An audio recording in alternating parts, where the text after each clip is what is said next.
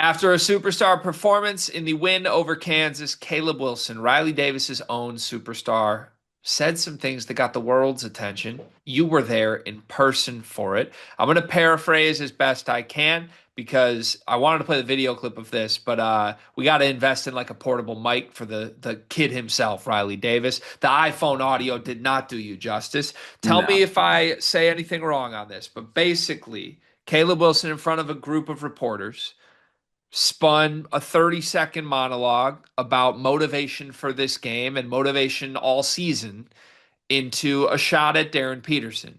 He said, paraphrasing, quote, "Yeah, he was on my team at the McDonald's All-American game. I didn't get the ball much. It was personal." End quote.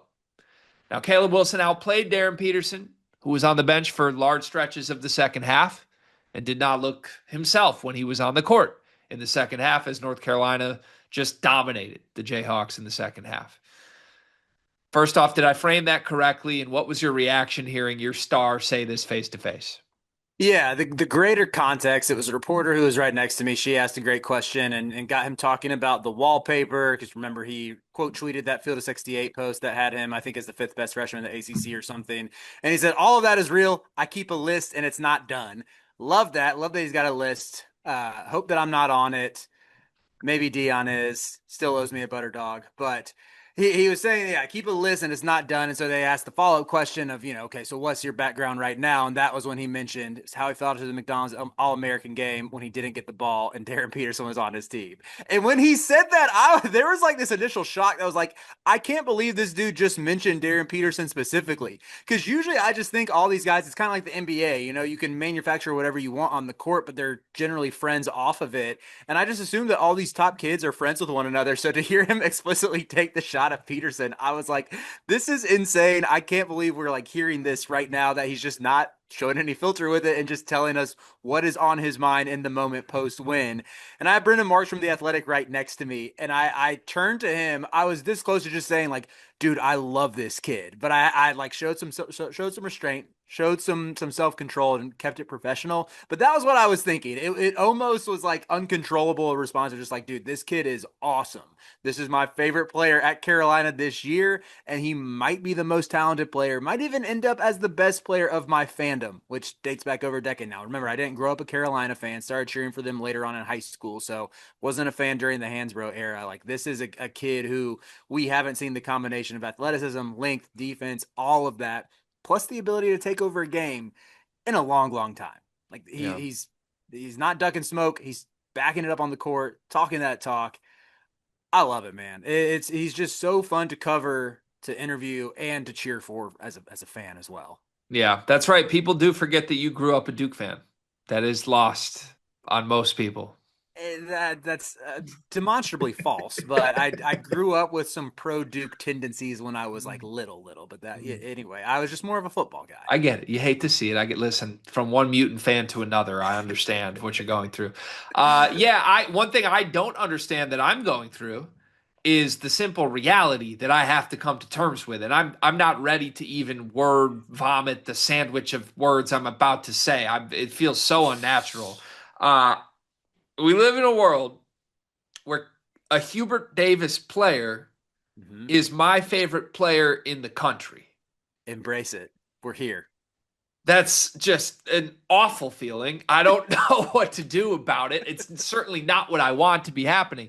But no, how can you not just adore everything that is the Caleb Wilson experience? And I can't really recall someone I've had one opinion of that has swung so wildly in the other direction very quickly because we covered Caleb Wilson and his recruitment probably more than any other player in the 2025 class because it was the loudest recruitment. It was basically the Tyron Stokes recruitment of last year outside of DeBonsa, who committed pretty early in the cycle. Caleb Wilson was like doing a will he won't he thing the whole time, like trolling Kentucky fans publicly, leading everyone into believing he wanted to play with Jasper Johnson. And then, like, in the middle of the night, he was just like, nope, going to Carolina by myself. And I took all of that entire process to basically mean he's not serious. Boy, could I have not been more wrong. In fact, if I reframe mentally, like learning more about who he is and how he's wired, I kind of am now reinterpreting his entire decision to come to North Carolina. Forget the logistics and the financial side of it, but under the guise of like, he wanted to go somewhere to be the guy.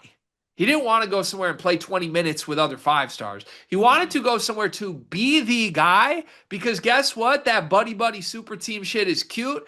I want y'all. Check rock.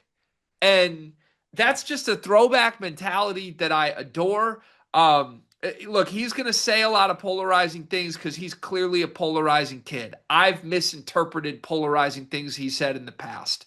This is almost certainly not always going to be received as well as this one is. Because universally, it seems everyone in the sport watched this clip and was like, oh my God, I love this kid. But you're not always going to beat a top 25 team by double digits. He's not always going to outplay the likely number one pick. There's going to be swings this season, or maybe there's not, and he's just going to end up being the number one pick. I don't know. That's an outcome too. I wonder how a quote like this ends up getting received if he's keeping the same energy when it's not going well. And my guess is it won't be received nearly the same. My guess is also that Caleb will continue keeping this energy. He doesn't seem like a guy that changes how he's wired depending on result. But with that said, I love it. I adore him. I am all the way in on the Caleb Wilson experience. And the part of this that I enjoy the most, I don't know if you're going to agree with me or not. If you've listened to the channel in recent weeks, I have definitely been in the anti Darryn Peterson camp.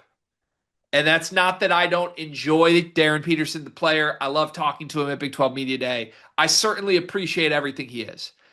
I am so out on the hype machine behind him. The fact that he's drawing Kobe comparisons, the fact that he has to be a little ahead of Boozer and DeBonsa, no matter who it is discussing him. It's hyperbolic and it drives me crazy while the kid being compared to Kobe can't play second halves. It's not deserved. And I think for the first time, someone that matters is going on record and being like, that's Kobe? Because I gave Kobe the smoke while he sat on the bench with cramps. I love that element of this. Well, you have to take it from Wilson's vantage point as well. Like, so you mentioned him coming to Carolina to be the guy. He took a backseat to Cameron Boozer with the Knight Riders on the EYBL circuit in 2024. They won Peach Jam, but he was the number two option. So he did that. He boosted his stock. He boosted his stock in the sense he showed he could be an ancillary piece if asked to. He didn't need to be a ball dominant wing who gets pigeonholed into Kevin Durant comps because he's 6'10 and can dribble, like we do with every raw 6'10 dude with long arms who can, do a little shooty shoot mid ranger. Looking at you, Baba Olatunde, because you're the latest victim of that comp, and he's probably not going to live up to it. But then when he went to Carolina, it's like, everything we've seen from him thus far has been awesome. He only knows 20-point games in a Carolina jersey, and we're four contests into it, including the two exhibitions. So he's got to be looking like, y'all saw me outplay AJ DeBonsa in an exhibition, in a game that seemed like everybody was locked in and trying. Now, say what you will about how maybe coaches simplify the scout or simplify the sets or simplify their offense or defense, whatever they run.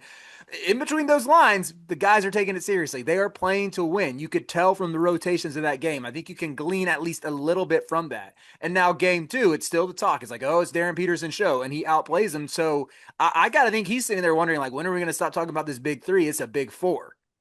Or if it's a big three, someone is getting kicked out and I'm taking their space. Like I think he views himself among the best freshmen in the country. I mean, he's being paid like it. He's given the usage and the role like he is. Everything checks the boxes for how he should view himself, and his play more than backs it up. So yeah, I'm fine with him twisting the knife into the loss a little bit.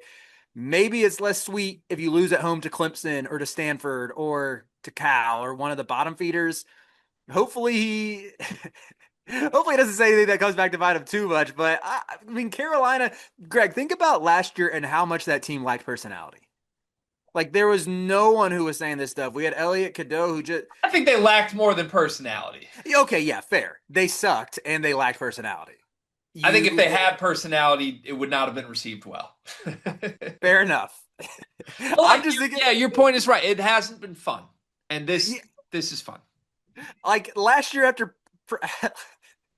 Last year after games, I'm having to listen to Elliot Cadeau just look like he doesn't want to be there talking to media. And no shot at Elliot. I'm glad he's happy now. I'm glad he's in Ann Arbor. But Oh, my point guard could not be happier.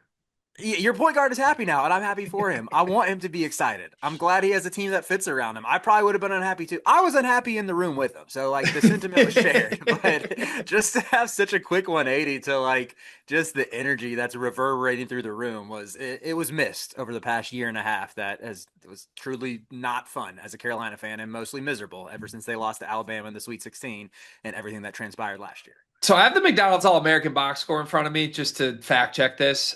Caleb Wilson 0 for 6 from the floor, -1, the only guy on his team with a minus plus minus. His team included Darryn Peterson, AJ DeBonta, Michael Brown, Chris Sinak. Those first three names, and throw Malik Thomas in it off the bench.